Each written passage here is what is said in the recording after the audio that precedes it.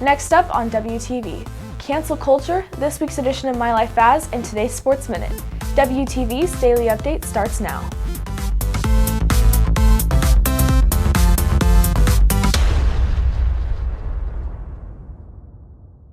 Hey there, Red Hawk Nation. Today is Wednesday, April 21st, and I'm Alyssa Murphy with today's Daily Update brought to you by Wingspan TV. As social media usage continues to grow, some people are debating whether or not it's a good place for students to share their thoughts. WTV's Christian Sutton takes a look. With teenagers spending 2, 3, 4, 5 plus hours each day on social media, they are becoming more aware of what's happening around them and start to form opinions about what they see and hear.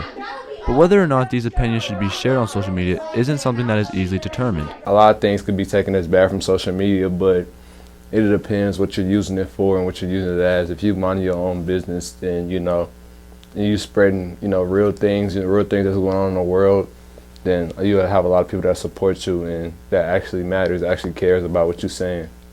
Sharing one's opinion isn't as simple as it once was, and for junior Drew Johnson, the cancel culture that comes along with sharing thoughts or previous actions or associations is a challenge to sort through. I believe that in today's day and age, it's a lot harder to say what you're thinking, because if you're saying what you're thinking, a lot of people will take that the wrong way and they take your opinion like they think you mean something by it. You can have an opinion without trying to be harmful to others in that regard.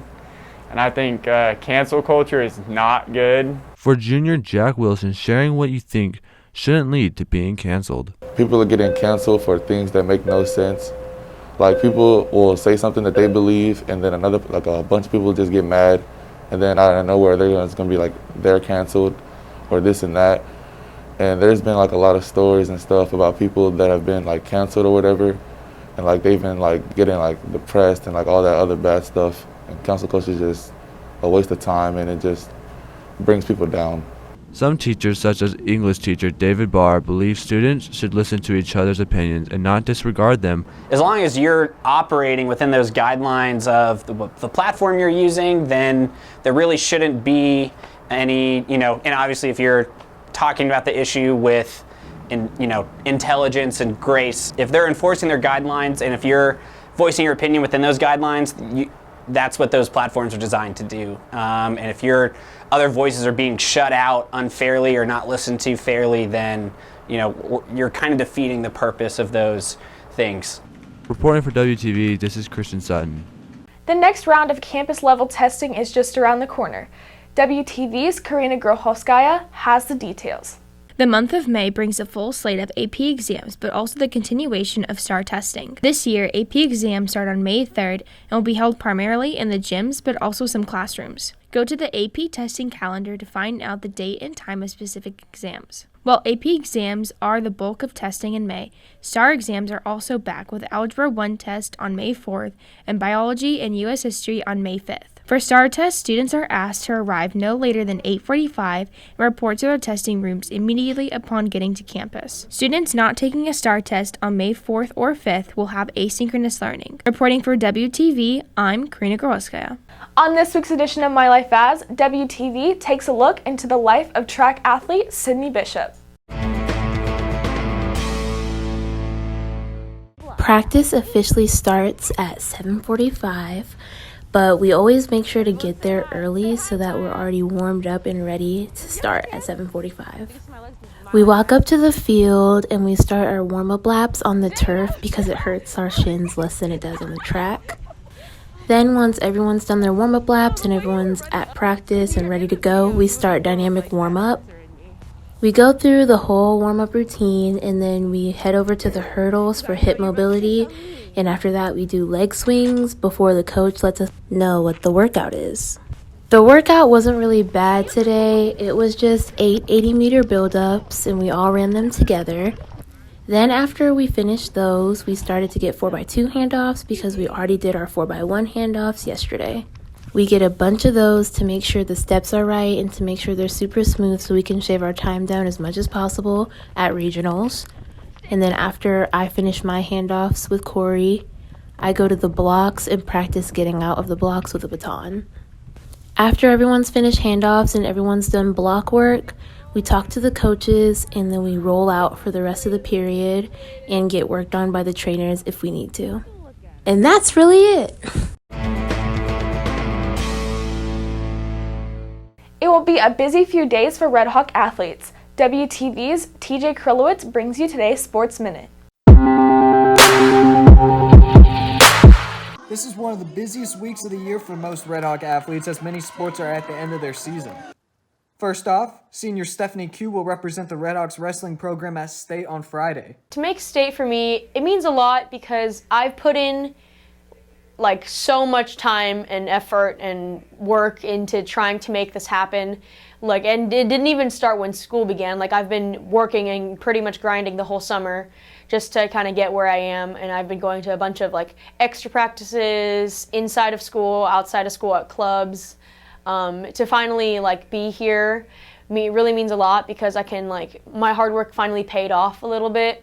And especially as a senior, it's my last run, I'm not going to get another chance. I'm probably not going to wrestle competitively after this. So it really means a lot because I can finally see my hard work pay off and see all that time and effort I put in not go to waste.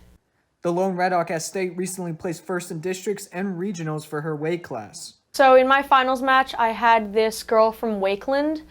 I've seen her before, in past tournaments. We've always kind of been silent rivals, but friends because she's really nice. In my match, she was grabbing my wrists and she had iron grip, and so that was kind of hard to break.